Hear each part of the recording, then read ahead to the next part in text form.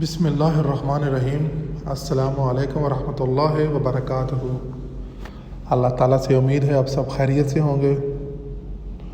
پیارے اللہ پاک سے دعا ہے کہ اللہ تعالیٰ آپ کے میرے گناہ صغیرہ اور کبیرہ معاف فرمائے اور ہم سب کی نیک جائز حاجات کو پورا فرمائے۔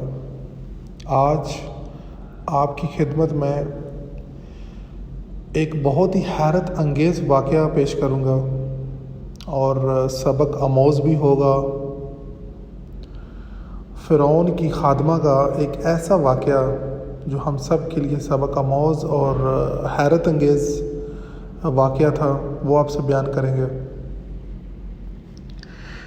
جب آپ صلی اللہ علیہ وآلہ وسلم کو اللہ تعالیٰ کے حکم سے معراج کرائی گئی تو اس کے بعد آپ صلی اللہ علیہ وآلہ وسلم نے صحابہ اکرام سے معراج کا قصہ سناتے ہوئے فرمایا کہ جب میں مدینہ سے بیت المقدس جاتے ہوئے راستے میں ایک مقام سے گزرا تو وہاں سے ایک بہت ہی اعلیٰ قسم کی خوشبو آنے لگی۔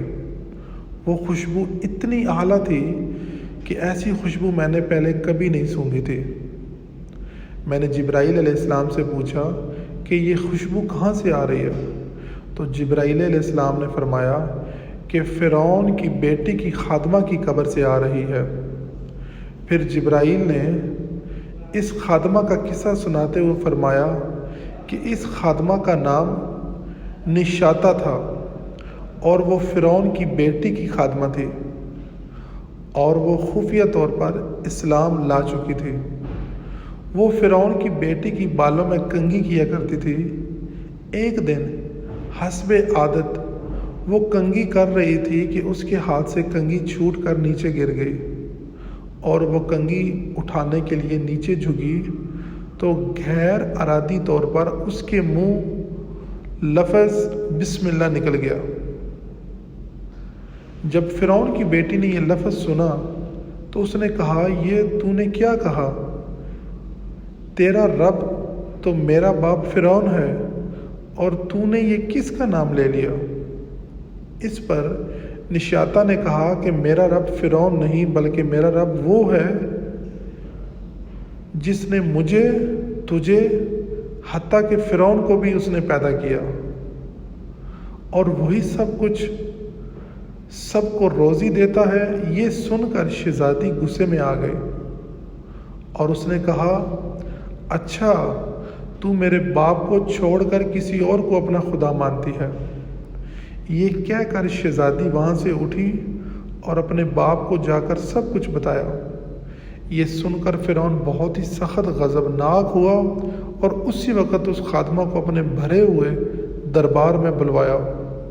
پھر فرعون نے نشاطہ سے کہا کہ بتاؤ، تو میرے علاوہ کسی اور کو اپنا خدا مانتی ہے؟ نشاطہ نے کہا، ہاں، میں تجھے اپنا خدا نہیں مانتی بلکہ میں اس اللہ کو خدا مانتی ہوں جس نے تجھے یہ زندگی دی اور وہ یہ زندگی لینے پر بھی قادر ہے۔ یہ سن کر فرعون نے کہا کہ آگ جلا دو اور اسے خوب جلایا جائے، پھر اس کے بعد اس کے بچوں کو لایا جائے اور ایک ایک کر کے سب بچوں کو آگ میں ڈال دیا جائے جب تک یہ مجھ پر ایمان نہ لے آئے۔ چنانچہ نشاطہ کی بیٹیوں کو لایا گیا اور سب سے بڑی بیٹی کو اس کی آنکھوں کے سامنے اس آگ میں ڈالا گیا۔ یہ منظر بہت ہی خوفناک تھا، لیکن نشاطہ نے ہار نہیں مانی۔ اس کے بعد پھر دوسری بیٹی کو بھی اسی طرح آگ میں ڈالا گیا، لیکن پھر نشاطہ اپنے ایمان سے نہیں پھری۔ اس کے بعد فرعون نے حکم دیا، جو بچی ابھی دودھ پیتی ہے اس کو بھی لے آؤ اور آگ میں ڈال دو۔ چنانچہ ایسا ہی کیا گیا۔ دودھ پیتی بچی کو اس کی ماں سے چھین کر آگ میں ڈال دیا گیا۔ نشاطہ کی چیخیں نکل گئی، لیکن اپنے آپ پر قابو رکھا اور کہا کہ فرعون، اگر ایسے ہی تو میرے 1000 بچے بھی ڈال دے تو میں پھر بھی تجھے خدا نہیں مانوں گی۔ آخر فرعون کو بہت غصہ آیا اور اس نے نشاطہ کو بھی آگ میں پھینکوا دیا۔ یہ خوشبو اب اسی کی قبر سے آ رہی ہے۔ میرا آج کا یہ واقعہ آپ کو کیسا لگا کمنٹس میں لازم بتائیں، اور ہمیشہ آپ اللہ تعالیٰ کے اوپر بھروسہ رکھیں۔